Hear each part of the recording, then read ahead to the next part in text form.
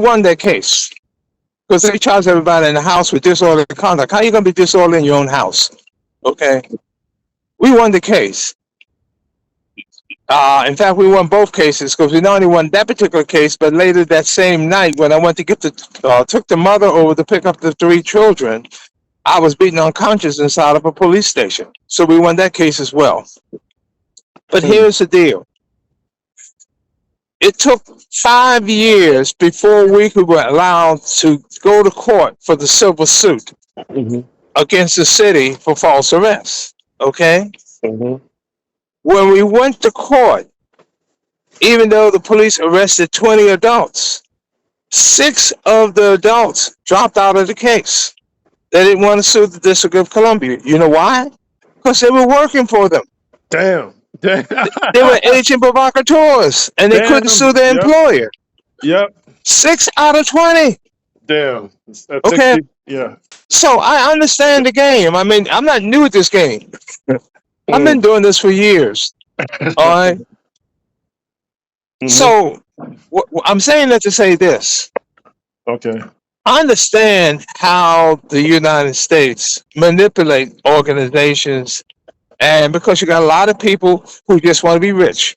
You know, they got that bug where they want to be Mr. Big Shot. And so H&IC. Right, and they will sell their soul. They will sell their soul to put themselves in that position where they think they can have their fancy cars and fancy houses or whatever.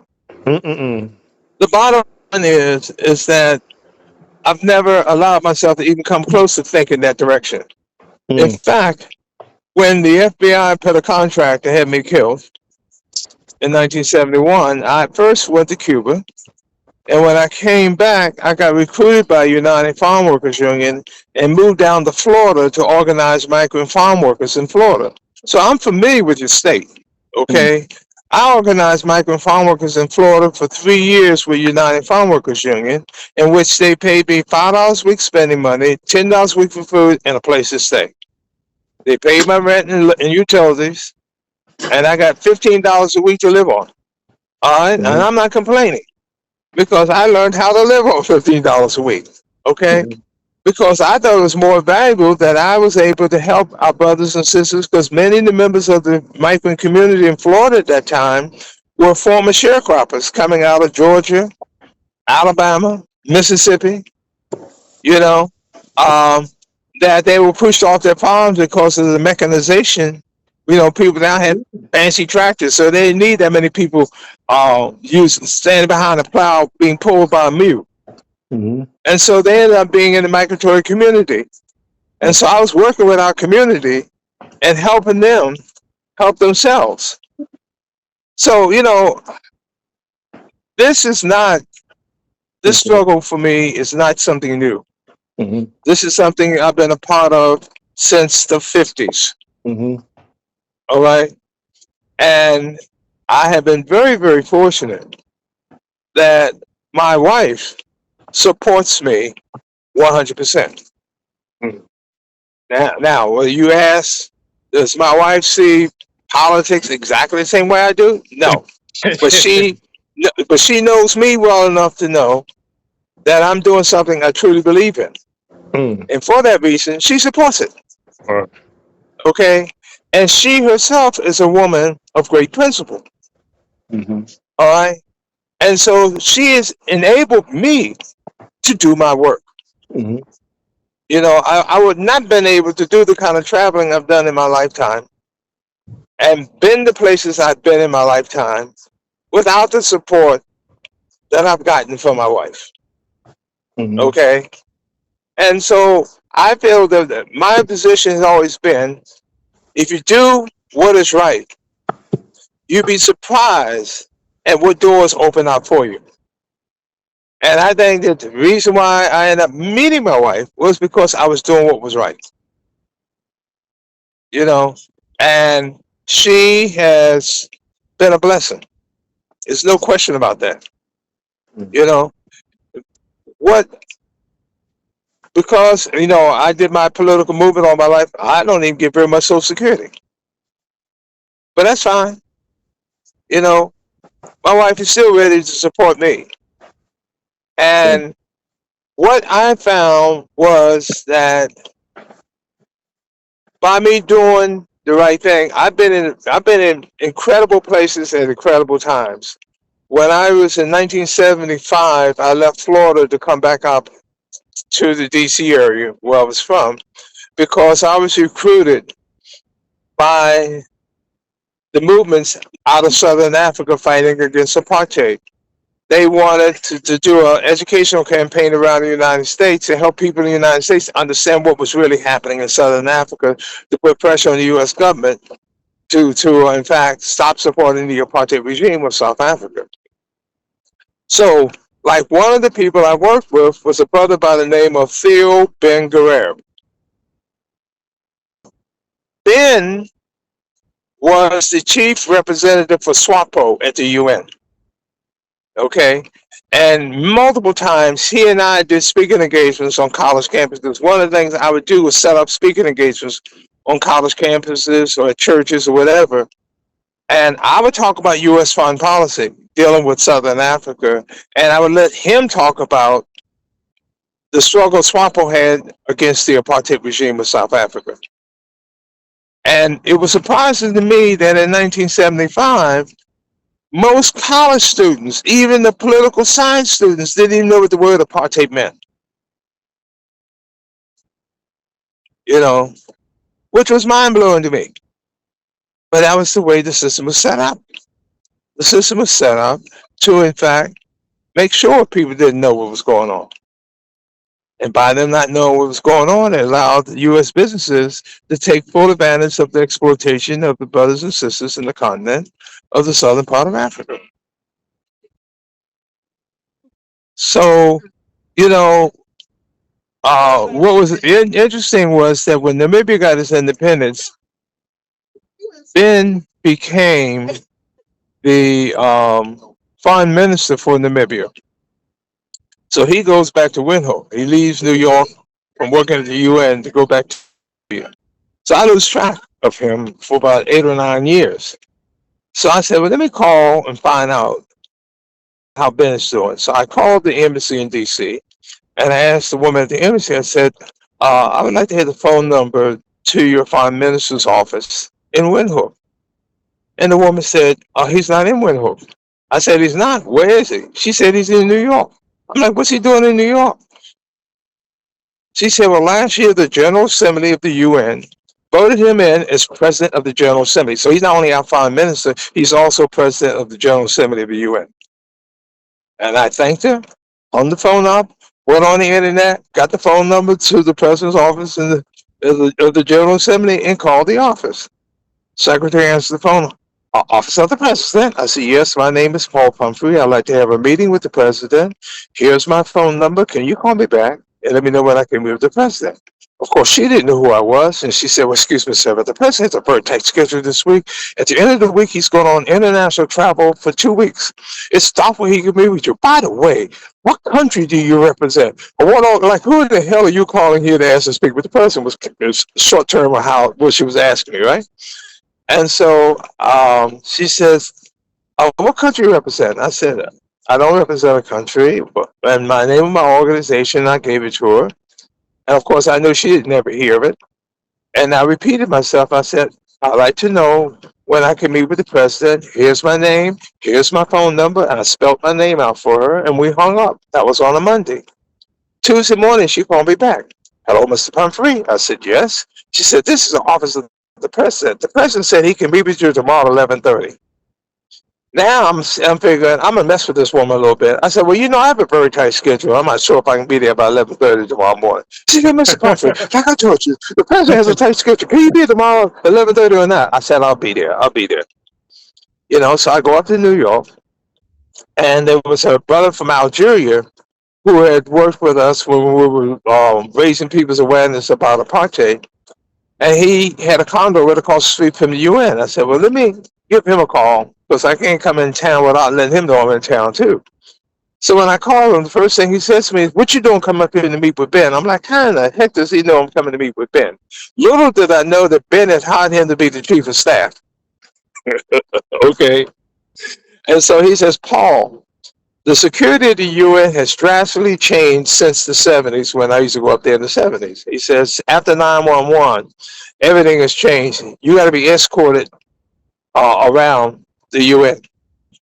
And so I said, okay. He says, look, I'm going to go over there now. So meet me at my condo. We'll walk over the street together, across the street together. I said, okay. So we come in. I go over to the UN with him. And then he escorted me back to the office. And his poor secretary now sees me walking into the office holding a friendly conversation with the chief of staff. I don't know if she ever figured out who I was, or how they even knew who I was.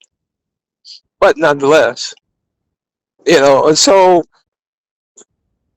this battle is not new. I've been a part of this battle for a number of years. Okay, and I have gathered contacts with folks in the movement. And one of the things that I have developed a reputation about is that I'm not interested in the glory. I'm not interested in the money. I'm interested in the liberation of our people. That's it. And that's what drives me to do what I have to do. And I think that's what gained the respect that my wife has for me. Is the fact that she sees that's what I'm about. I'm not out here to try to make a bunch of money or try to be a big shot and any of that kind of stuff. But it has allowed me to develop very good working relationships with folks on the ground in several countries like Haiti. In fact, I actually introduced Haitians here to the Asian community, progressive community in Haiti, because I know a lot of their leaders. Because I'm from 95, no, yeah, from 95 to today, I've been to Haiti at least 25 times. And sometimes I stay down there for a month and a half at a time. And the whole time I'm there, I'm working with the movements on the ground. And so I have gained a great deal of respect from them, because when I'm out in the countryside, I live as the people live in the countryside. I'm not going to try to live like I'm some big shot and I got to go stay at some hotel or whatever. No, I'm out there with them, and I gained a tremendous respect for them because of that. And so it's worked. And I have been able to really learn a lot. And one of the things I do is I connect people to other people in the movement. When I was down in Florida this past summer, this past summer, I was down in Florida because I was working on the Uhuru 3 that was on trial over in Tampa. I ran into a sister in Florida from Haiti. When I found out she was from Haiti, I started asking her questions about Haiti. And I found out that both her parents were Haitian, but she herself was born here.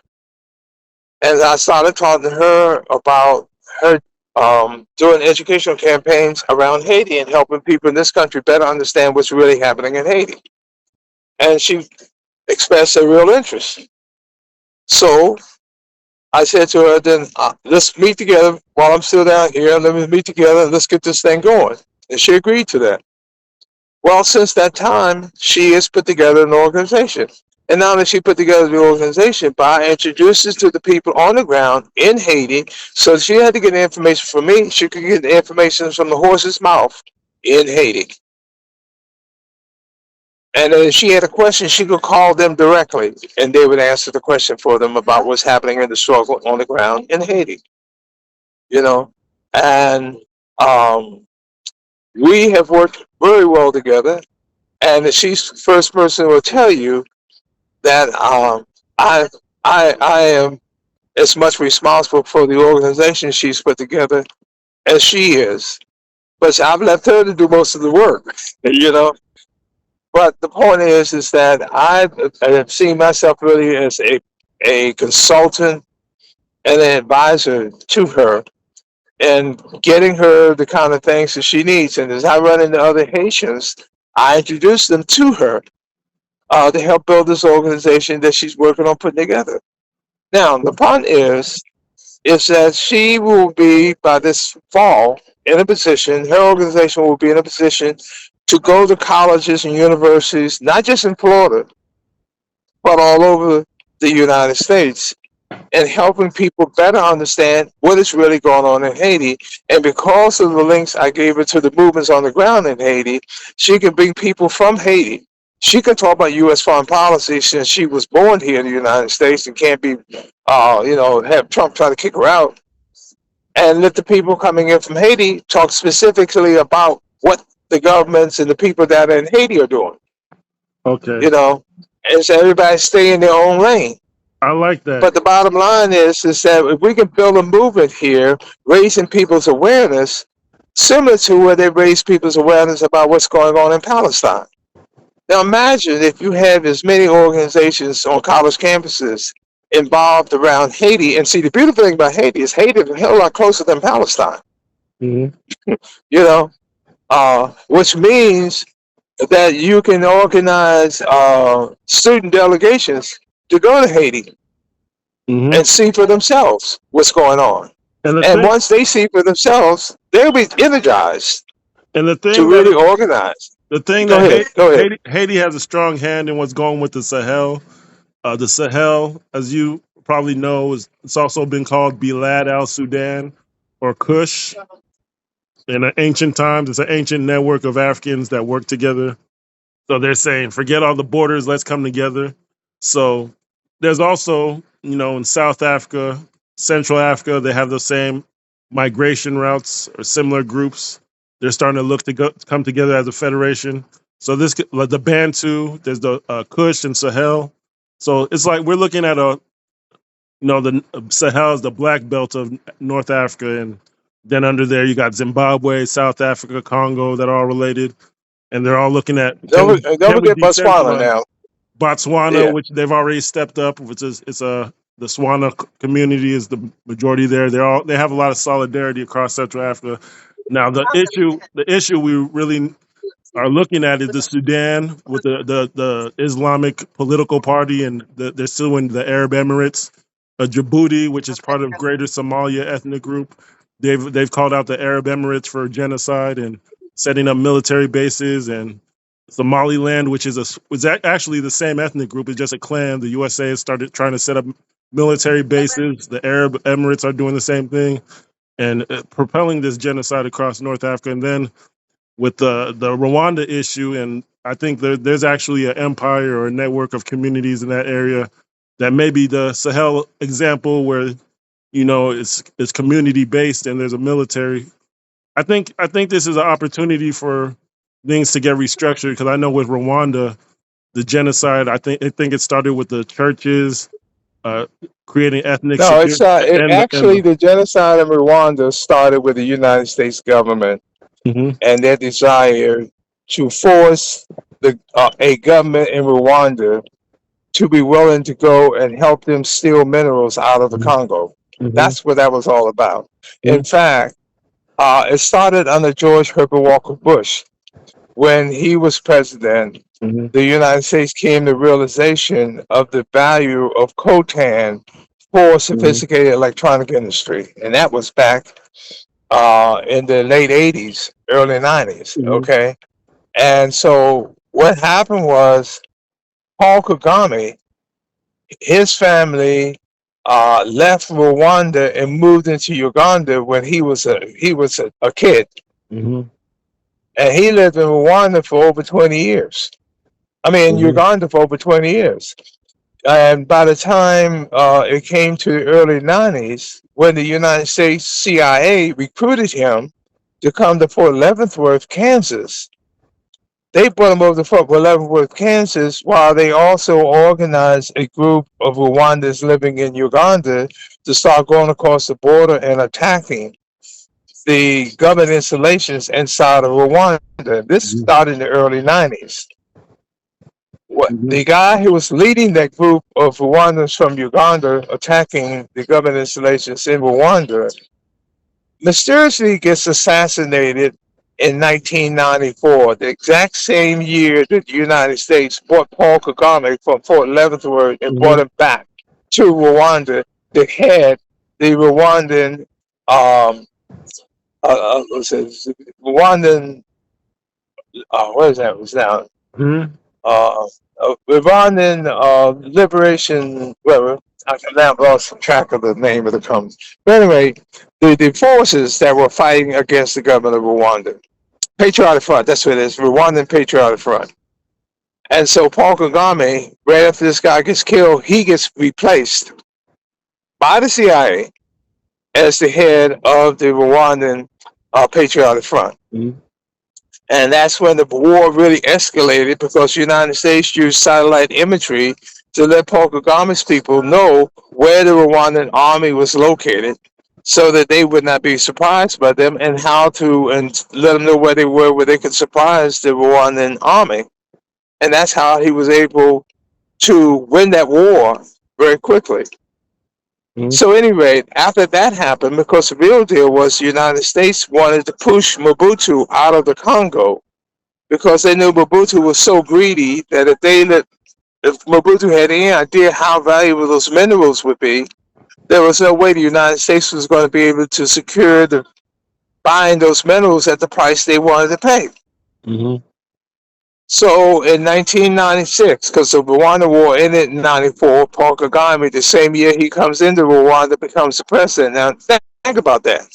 He hadn't been in the country for 20 years, and all of a sudden he shows up in the country, and the country knows him enough to vote him in as president? Mhm. Something's wrong with that picture. But anyway, he becomes the president in Rwanda, and United States starts loading Rwanda with a bunch of military weapons, because the real purpose for Rwanda and them putting them in that position in the first place was to get rid of Kabila. I mean, get rid Mhm. of Mobutu. And sure enough, Rwanda and Uganda ends up marching towards Kinshasa, Mhm. and Kabila finally gives up and flies up to France. Now you got Paul Kagame coming in there with Museveni's people, and they bring in Laurent Kabila, who was Congolese but had been Mhm. out of the country for over 20 years, and they make him the president.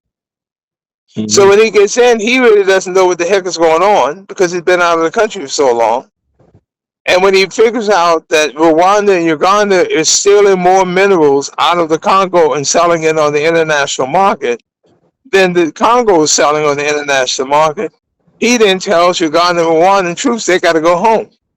That he was a nationalist and he wasn't allowed them to come and rob his country. Mm.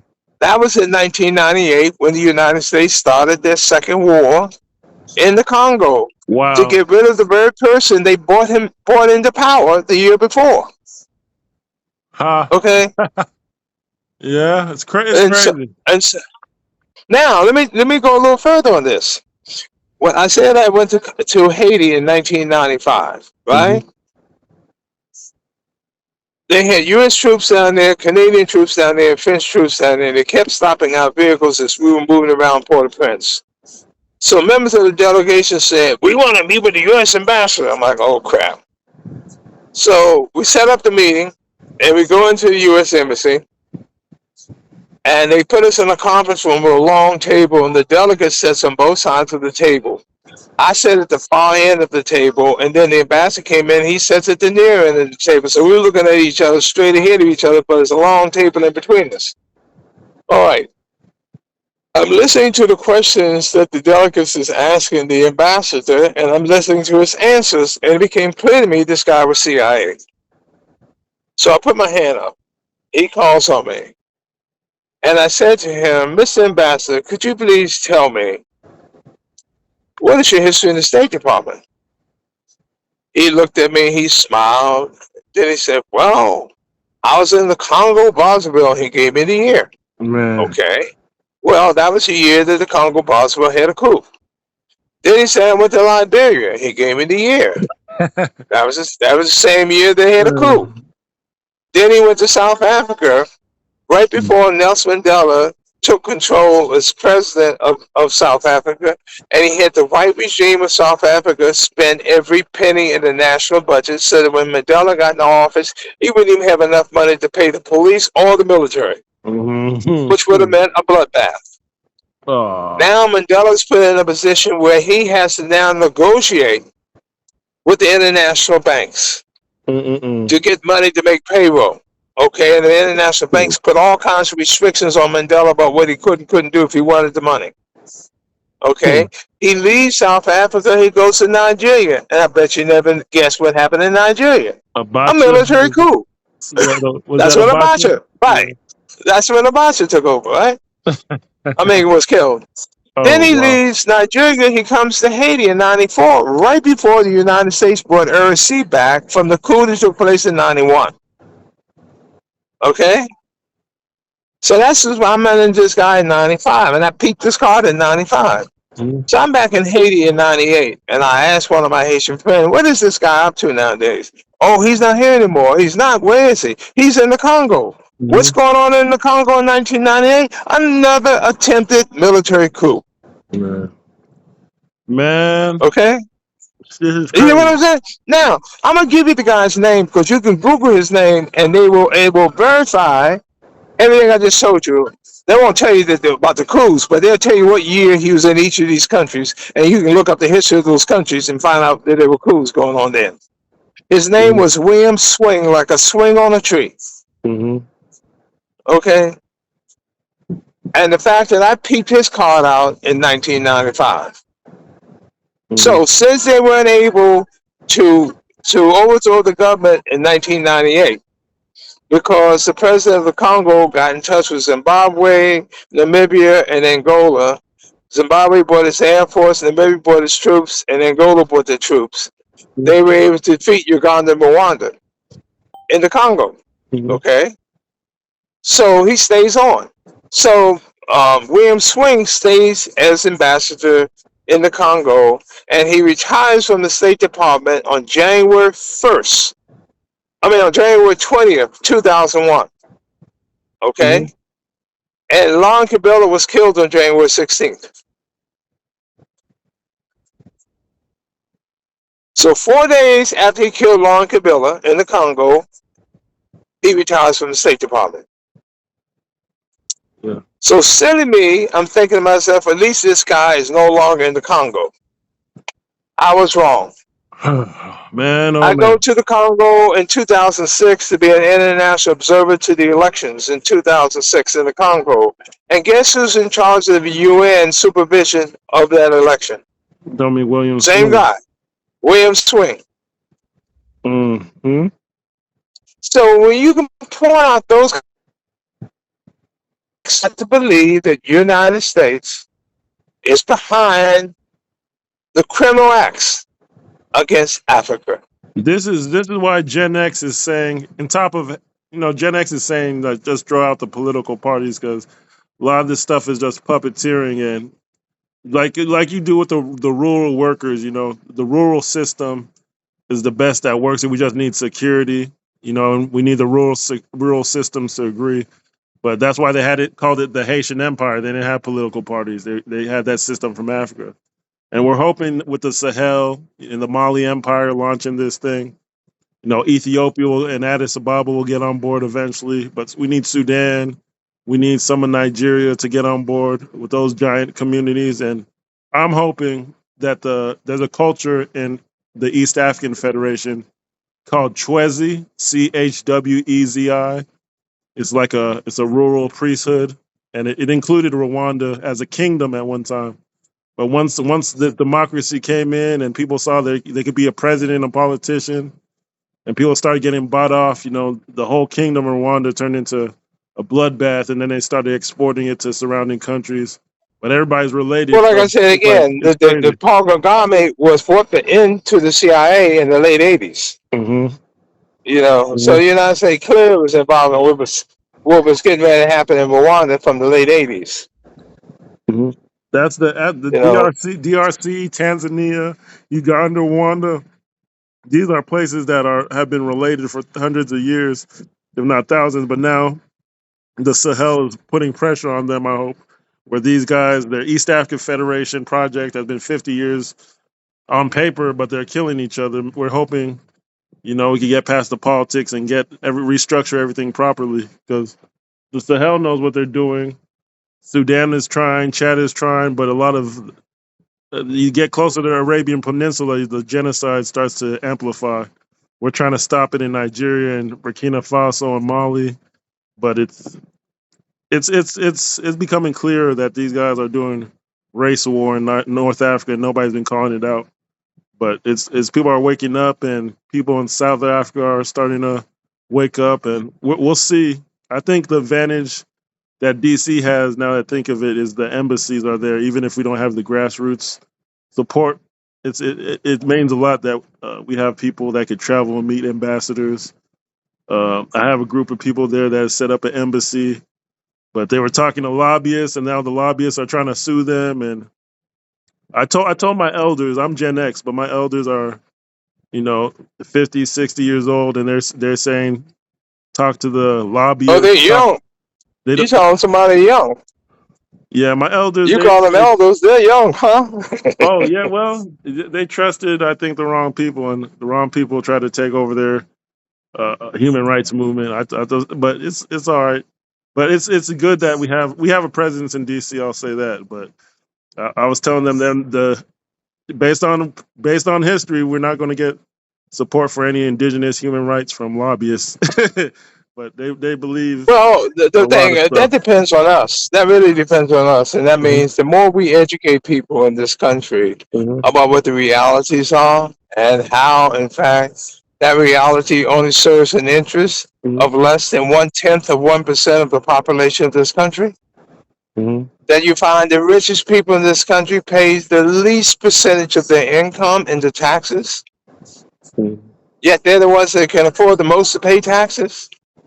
mhm, And when people begin to see that they're being played that way, that's when people begin to say, hey, this stuff got to change. We can no longer keep allowing this to happen the way it's happening. And so that's one of the things that I think is very, very important for us to understand is that as we raise people's awareness as to the real nature of this economic political system we live under, they will begin to recognize that it has to be changed. mhm, That we can't keep this system of greed, mhm, run by greed, and expect to have justice. mhm, Because greed only works for a very small minority of people, mhm. And and I'm the rest of the world is set up to feed into that greed of that small minority. we're gonna it's changing. We're seeing the Sahel wake up. I'm thinking Nigeria, Chad, Sudan are going to be a big wave, and then Ethiopia always. I think they just visited Burkina Faso. Ethiopia is an ancient.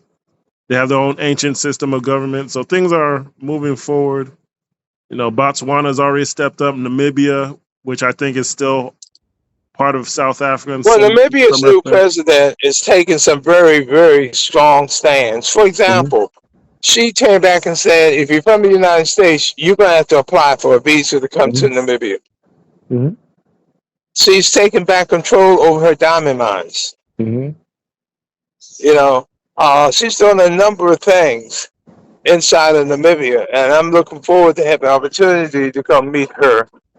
Um, since I have a little history in Namibia from the 70s, And one that thing I've been critical of South Africa for the past, but maybe I've looked it up and it says online that South Africa is a federation. So I'm thinking some of the indigenous, I don't know if the indigenous people, some of them have their own land or part of government or House of Chiefs, but they say South Africa is some sort of federation and they work with Namibia as far as administration. But I'm also looking at Zimbabwe, the structure of Zimbabwe, how it's very impactful in the region.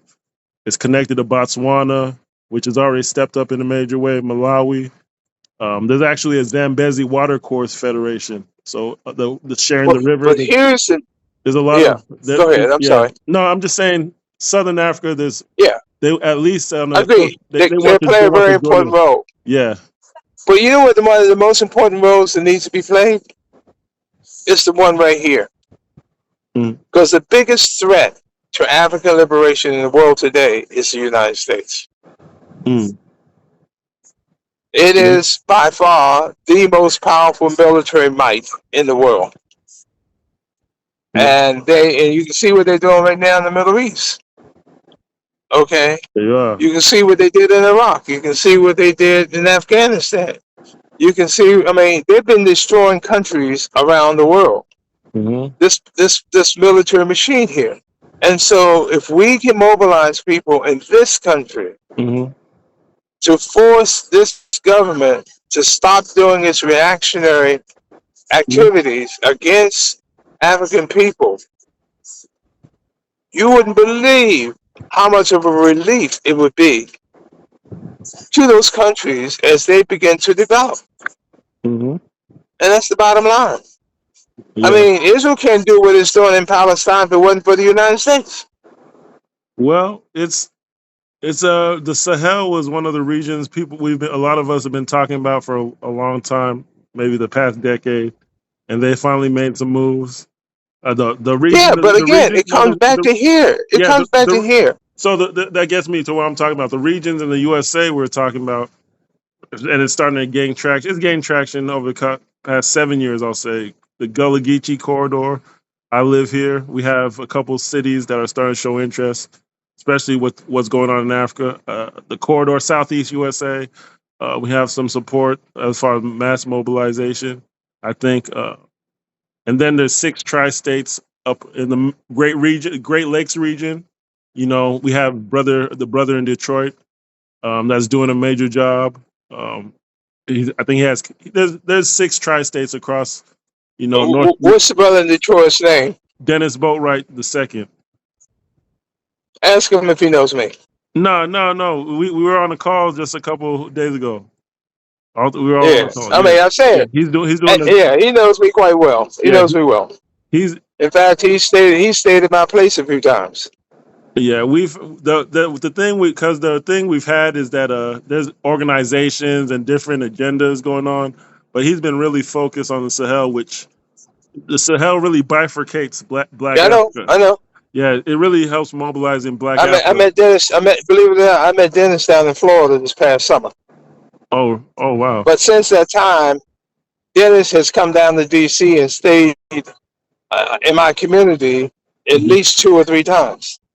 Okay, so Detroit, Ohio, Indiana was a tri-state. I'm writing down an MOU where it allows regional organization where if people break down into regions like 3 states and they can measure the growth in those 3 states and those neighborhoods, it's easier as far as regions than to say, hey, we need to unite the whole United States Black people. We say you cover that region.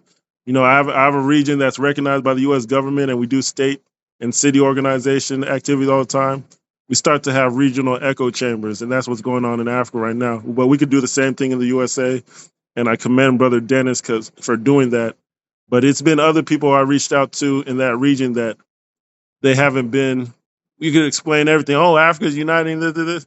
They'll see it as a competition, or they'll create a separate thread and try to pull you to the side and make you push their agenda for them or distract you. It's a lot of kind of sad, despicable thing. I don't want. It's sad stuff that you see. It's like there's not a lot of focus on the main thing, even amongst activists. But Brother Dennis is doing a good job, and I know we have.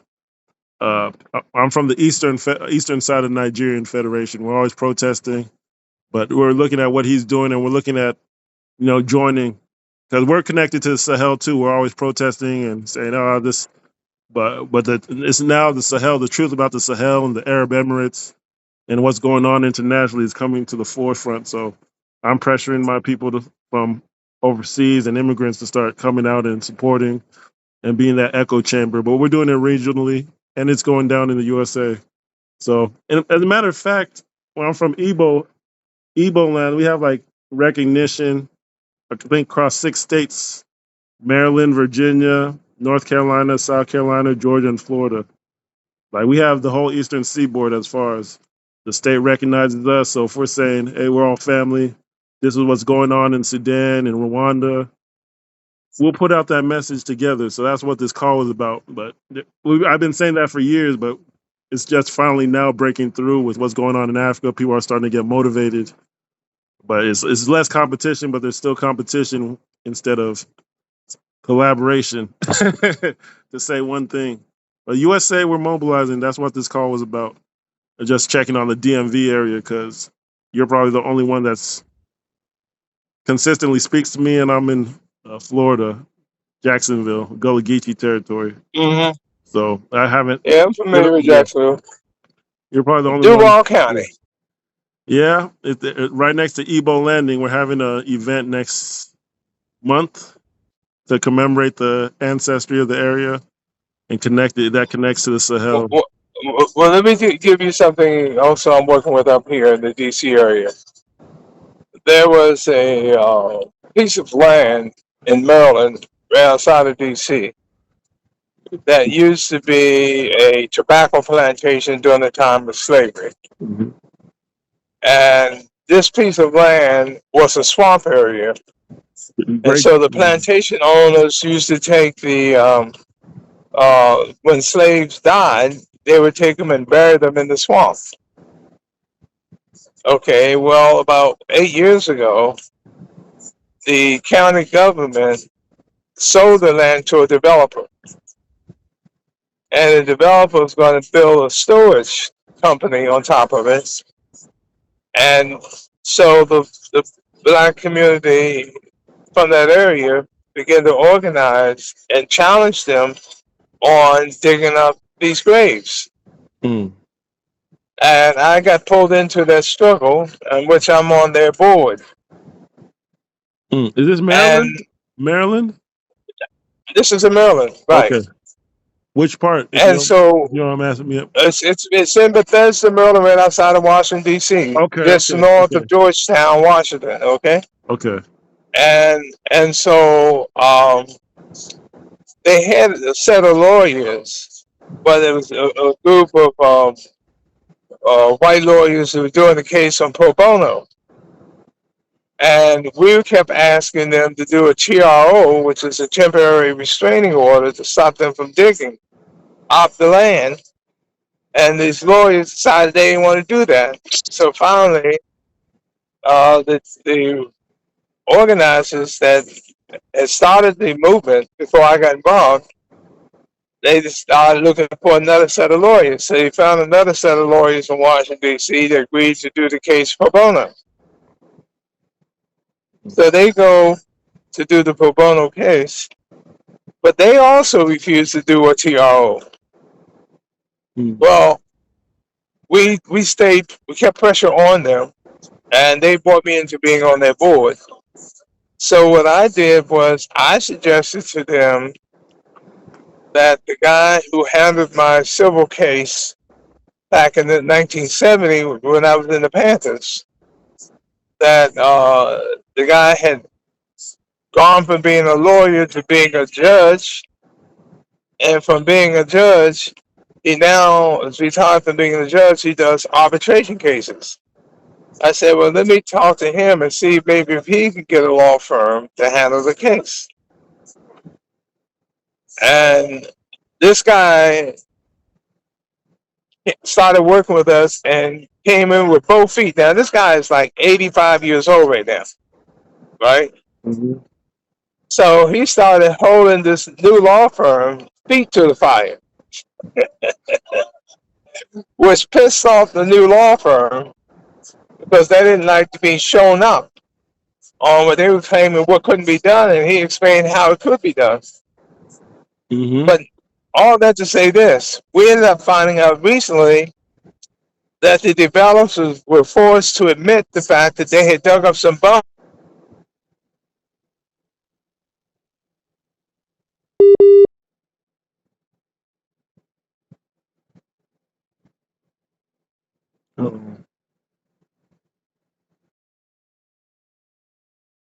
Of course, I answered that as no.